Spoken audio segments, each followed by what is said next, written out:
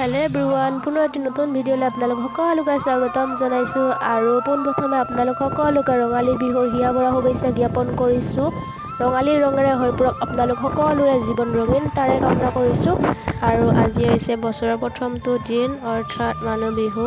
আৰু এতিয়া আমি আহি আছোঁ দেউল চাবলৈকে। আমাৰ ওচৰতে মন্দিৰটোত দেউল হয়, আমি তাতে আহিলোঁ আৰু আপোনালোককো দেখুৱাই যাম, চাই থাকিব ভিডিঅ'টো শেষলৈকে।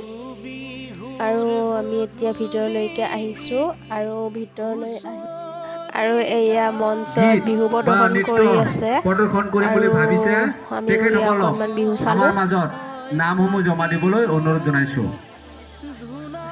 আৰু এয়া বাহিৰৰ পৰিৱেশটো চাওকচোন, কিমান মানুহ হৈছে মানে।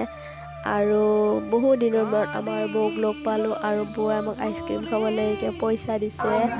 আৰু এতিয়া আহকচোন আমি দেউলত মানে কি কি আহিছে এবাৰ